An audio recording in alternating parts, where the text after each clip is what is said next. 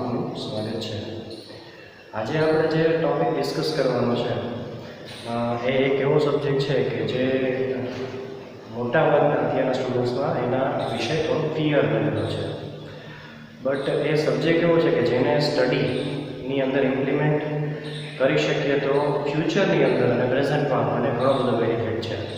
તો એના માટે સૌથી પહેલાં ઇંગ્લિશ શું કામે જરૂરી છે, ઇંગ્લિશ કઈ રીતે આપણને અત્યારના સમયમાં ઉપયોગી થઈ શકે છે, એટલે આપણે આજે ઇમ્પોર્ટન્સ ઓફ ઇંગ્લિશ આ દુનિયાની અંદર કયા ડિપાર્ટમેન્ટ કયા સેક્ટરની અંદર કેટલું યુઝફુલ થાય છે એના વિશે આપણે ડિસ્કસ કરશું। સંસ્કૃત ભાષા, હિન્દી ભાષા, ગુજરાતી ભાષા એ તો આપણી ભારતીય ભાષા છે જેને આપણે સન્માન આપીએ છીએ અને રિસ્પેક્ટ આપીએ છીએ, એના વિશેનું નોલેજ પણ આપણી પાસે હોવું જ જોઈએ। બટ સાથે સાથે જ્યારે આપણે ઇન્ટરનેશનલ કોમ્યુનિકેશનની અંદર વાત આવે, ઇન્ટરનેશનલ બિઝનેસની વાત આવે, ત્યારે આપણે આજના યુગની અંદર ઇંગ્લિશમાં પણ એટલો જ ઇમ્પોર્ટન્સ આપણે આપવું પડે।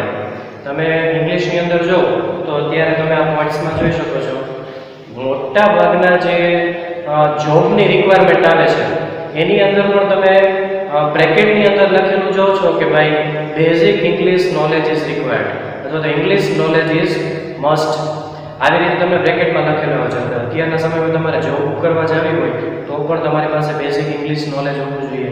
ત્યારબાદ તો કે મોટા ભાગના જે ઇન્ટરનેશનલ ટ્રાન્ઝેક્શન થાય છે, ઇન્ટરનેશનલ કોમ્યુનિકેશન થાય છે, એ પણ કેની અંદર થાય છે, ઇંગ્લિશની અંદર। પ્લસમાં દુનિયાની અંદર કોમ્પ્યુટરની અંદર જો આપણે થોડુંક ધ્યાન રાખીએ તો 90% જે કોમ્પ્યુટરની અંદર ડેટા એન્ટ્રી કરવામાં આવે છે એ પણ ઇંગ્લિશ લેંગ્વેજની અંદર જ કરવામાં આવે છે। તો કે 70% જે અત્યારે ઈમેલ છે, SMS છે, આ બધાનું કોમ્યુનિકેશન છે એ ઇંગ્લિશ લેંગ્વેજની અંદર જ થાય છે। નો ડાઉટ આપણે ગુજરાતી છે એટલે આપણે ગુજરાતી લખીને ઇંગ્લિશમાં SMS ટ્રાન્સફર કરીએ છીએ, ઈમેલ ટ્રાન્સફર કરીએ છીએ, બટ કોર્પોરેટ વર્લ્ડની અંદર આ શક્ય નથી, એમાં તમારે પ્યોર ઇંગ્લિશની અંદર જ કોમ્યુનિકેશન કરવાનું થાય છે। પ્લસની વર્લ્ડની અંદર જે ટેકનોલોજીને લગતા, જે ઇન્ફ્રાસ્ટ્રક્ચરને લગતા, જે ડેવલપમેન્ટને લગતા જે પુસ્તકો, બુક્સ લખવામાં આવે છે એ પણ ઇંગ્લિશ લેંગ્વેજની અંદર લખવામાં આવે છે। અત્યારે પછી તમે જોઈ શકો છો ચાઇના અને ઇન્ડિયા વચ્ચે ઘણું બધું પ્રોબ્લેમ્સ ક્રિએટ થયા છે, તો આપણે ચાઇનાવાળાને સમજાવવું હોય તો થોડું ગુજરાતી અને હિન્દીમાં ચાલશે, તો કોમ્યુનિકેશન કરવા માટેની લેંગ્વેજ કઈ છે તો કે ઇંગ્લિશ। યસ, પછી અત્યારે મોટાભાગની તમે સ્કૂલ કોલેજમાં તમે એડમિશન ફોર્મ તમે ફિલઅપ કરવા જાઓ તો મોટાભાગના ઇંગ્લિશ લેંગ્વેજની અંદર જ ફોર્મ્સ ફિલઅપ કરવાના હોય છે।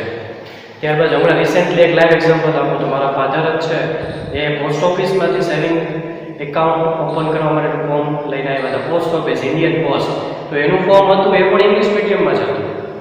સો આના ઉપરથી આપણને ખ્યાલ આવે કે ઇંગ્લિશ છે એ રૂટીન લાઈફની અંદર દરેક સેક્ટરની અંદર આપણી સાથે આવતું જાય છે।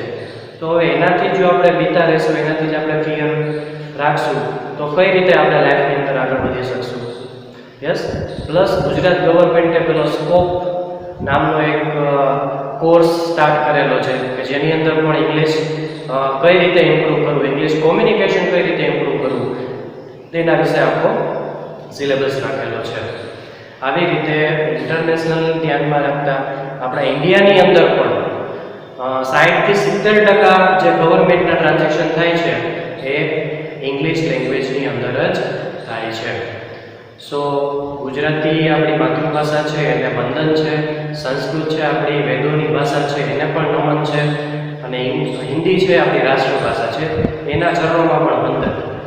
પણ ઇંગ્લિશ છે એ કામની ભાષા છે, પછી તમે એને કામવાળી બનાવીને પણ રાખો, પણ આપણે ઇંગ્લિશને શીખવું જરૂરી બને। ઇમ્પોર્ટન્સ ઓફ ઇંગ્લિશ છે એ આજના આધુનિક યુગની અંદર જરૂરી છે, એને આપણે બાયકોટ કરી શકીએ નહીં, જેમ અત્યારે આપણે બાયકોટ ચાઇના કરીએ છીએ, પણ એવી રીતે બાયકોટ ઇંગ્લિશ લેંગ્વેજ ના કરી શકીએ। યસ, તો એજ્યુકેશન ફિલ્ડ હોય અથવા કોઈ પણ ફિલ્ડ હોય, તમારે ઇંગ્લિશ લેંગ્વેજનો ભય દૂર કરી અને તમારે જ્યાં પણ તમારા ઓપ્શનમાં આવતું હોય, સબ્જેક્ટની અંદર આવતું હોય, ત્યાં એ સબ્જેક્ટને જરૂર રાખવો જોઈએ અને એનો ફિયર દૂર કરી અને રેગ્યુલર લાઈફમાં જો તમે એને પ્રેક્ટિસમાં લઈ આવો, કોમ્યુનિકેશનમાં લઈ આવો, ડેઈલીમાં. એની એક મેથડ છે, એમાં મારા ઘણા બધા વિડીયો છે, તમે જોજો. લિસનિંગ, સ્પીકિંગ, રીડિંગ અને રાઇટિંગ, LSRW. આ મેથડ જો તમે કમ્પ્લીટલી ફોલો કરો so you will definitely able to speak fluent in English. Yes, તો ઘણા બધાના રસ્તા છે. તમે 12 ટેન્સીસ ક્લિયર કરી શકો. ખાલી જો તમે 2D ના સેન્ટેન્સ અને 12 ટેન્સ ક્લિયર કરી લ્યો તો પણ તમે સારું એવું ઇંગ્લિશ રૂટીન લાઈફમાં બોલી શકો. મીન્સ જેટલું જરૂરી હોય એટલું.